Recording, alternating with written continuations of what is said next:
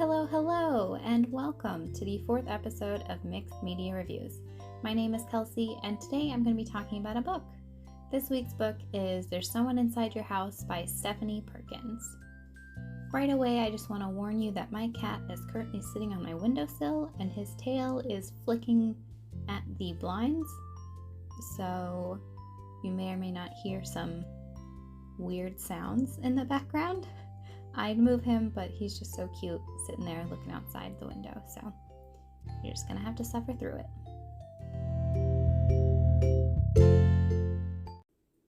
Like many of the books on my bookshelf, this sat there for far too long.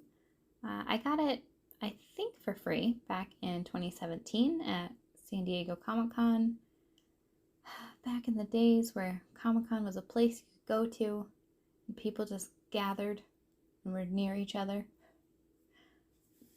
Anyway, I got it back in 2017, and Comic-Con is in July, and I think this book came out in September, so it was probably for free, because it was probably, I don't know. The point is, I got the book in 2017, and I didn't read it until 2021. And it sat on my bookshelf for a long time, because it looked scary, and I didn't want to read a scary book, because I'm a scaredy cat. The cover has a super eerie vibe to it, with vibrant pink lettering across a dark and deserted stairwell, and that's basically all I knew about it going in.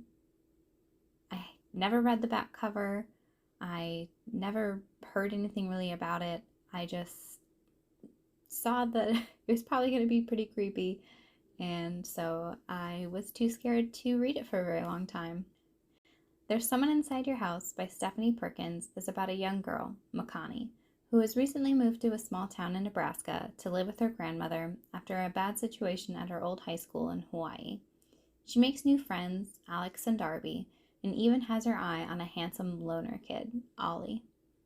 When a young girl in Makani's class is murdered, secrets begin to surface, including what really happened to Makani to make her leave Hawaii. And as more bodies get discovered, we get closer and closer to the truth. As always, there will be some light spoilers going forward, but I will try to keep it more general or about some random things. When I first opened the book, I didn't know what to expect, and what I got was so much better than anything I could have imagined.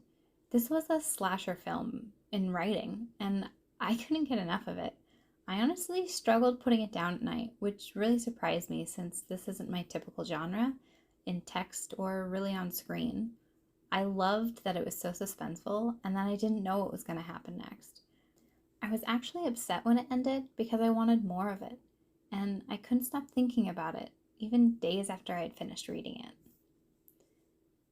This book was so suspenseful, and it had moments of true fear. It made me pause and listen to every creak in my home. It made me ultra-focused on where I placed things, taking note of any object that could be moved, just in case. It invaded my brain, and I caught myself thinking about it during the day, making me that much more excited for the 30 minutes that I allot before bedtime to read each night. I really love the way in which Stephanie Perkins wrote this book. Not just the general plot, not just the characters, which I'll get to in a moment, and not just the flow of the book. I thoroughly enjoyed every aspect of it. Throughout the book, we get some chapters that are written from other people's viewpoints, and the narration in these chapters changed to match the new narrator. We got a different style of writing that wasn't jarring or out of place, but fit so well within the scene. It was really interesting to read from these characters' perspective and to have the writing mimic that perspective. Each character was also very interesting to me. I thought we got a lot of information about the other characters in addition to the main character, Makani. We learned a bit about everyone, and it made the story feel a lot fuller or richer. But it wasn't just dumped on us exposition style. We found out rather organically, I think, across the story. It unfolded in time, and we learned more and more about each character as we went. Speaking of the characters, I thought how Stephanie Perkins was able to be inclusive in a predominantly white setting like Nebraska was truly fantastic. Diversity and inclusivity don't have to mean that every character checks a box, but this book was able to introduce characters that weren't just white people in a white town. We had a mixture of characters with different backgrounds that seemed to be an accurate representation of what you'd find in a small, rural, but still mostly white town. I also really liked that the main character was half black and half Hawaiian. There is definitely an underrepresentation in pop culture of people who don't neatly fill out a box, who don't identify with one single identity or culture or background. So it's really nice to see people with a mixed background who are multiracial, who have mixed cultures being portrayed in our pop culture. For a slasher type story, I really loved how smart the characters seemed. So often we find ourselves yelling at our characters to not go in that room or please don't split up. But there's someone inside your house had people behaving unlike the cliched characters we find in horror films, in slasher films. Of course, there was the occasional person you still wanted to shake, but overall we had characters staying together. We had parents keeping kids together. Perkins makes it. Whoa, that's hard to say. Perkins makes a point. Perkins makes a point. Perkins makes a point to ensure that Makani isn't off on her own, but she's hunkered down with her friends. The school even seemed to have an adequate response to the situation as well, closing it down, keeping kids together, instead of maybe ignoring the situation or the school not even being mentioned in books or movies. There were so few moments that made me question the IQ of the individual, the cautiousness and the steps taken that the characters make to stay together, to actively stay together, and not just because of contrived situations that brought them together, just made so much sense to me. Almost every situation seemed like something I would do if that were me. Instead of banging my head against the wall asking, who in their right minds would even walk by themselves at night while there's a serial killer on the loose? Everyone behaved smartly and logically, which was very refreshing that the drama created was not because the characters were, well, stupid. So this is a slasher type story, so I shouldn't have been very surprised to discover just how graphic the detail about the murders could be, but I actually kind of like that. It certainly caught me off guard at first, but it ended up just adding another layer to the suspense and the tension and the fear that this book was just so incredibly good at creating. The last thing that I really liked about this was there's this part of the book where Makani brings Ollie over to the house to meet her grandma.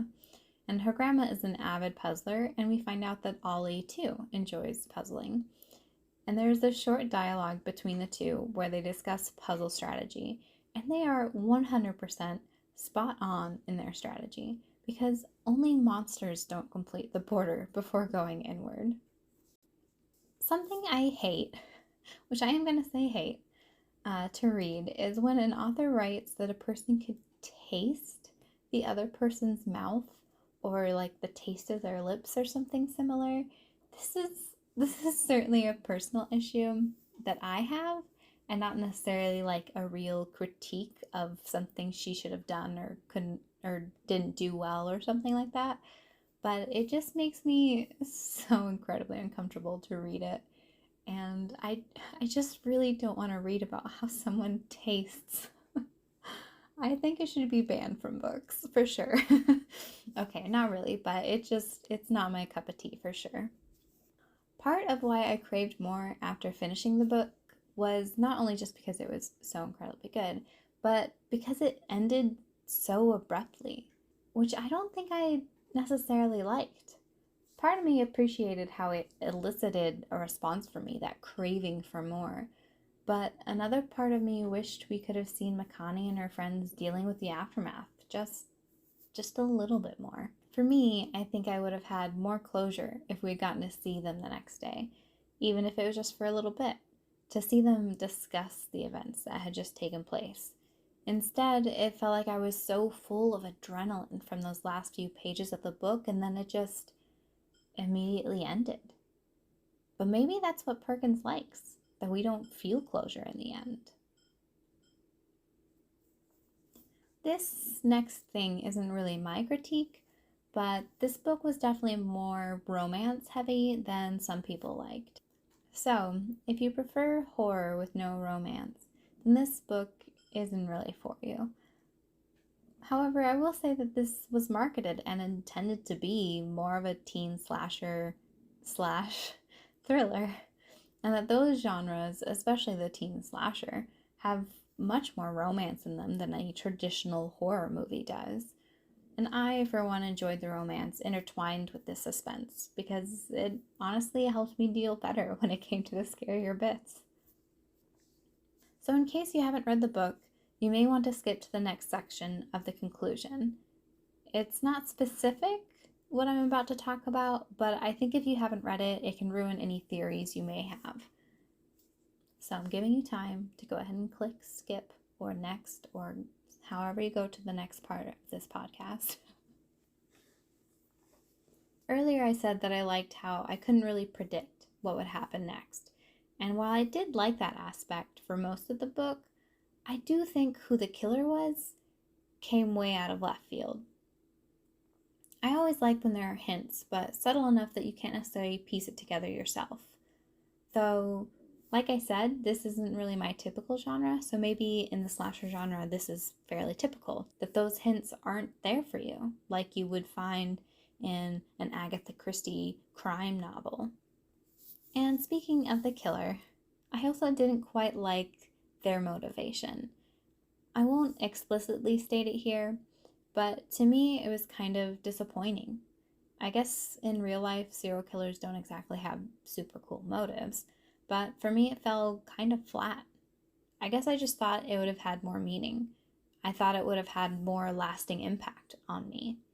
Maybe a more philosophical question posed at the end of the book to make me wonder if the killer had a good point.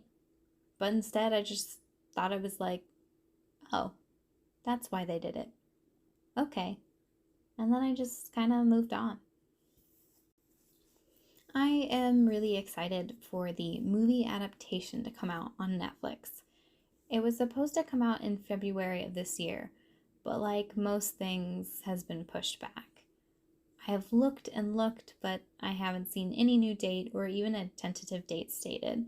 I didn't even really find anything that talked about it being pushed back, except for a Wikipedia entry, but everything else I read just talked about it being released in February. So hopefully that does end up coming out because I think this would be a tremendous movie. Stephanie Perkins wrote a second novel in this genre titled The Woods Are Always Watching, and it's going to be out August of this year. So I'm really looking forward to that coming out, and it's on my to-read list, and hopefully I'll remember to buy it when it comes out. And there you have it. This one was a little bit shorter than the last two, but I think I summed up what I wanted to say. Those are my thoughts on There's Someone Inside Your House by Stephanie Perkins. Thank you so much for joining me. You can find me on Instagram and Facebook at Mixed Media Reviews. You can also find me anywhere you find your podcasts, as long as that is Anchor, Google Podcasts, Spotify, Beaker, or Radio Public. And as always, if you have any suggestions for future episodes, send me a message on Anchor, Facebook, or Instagram. Please join me next week where I will be reviewing a TV show, Lucifer. Have a wonderful rest of the day. Bye!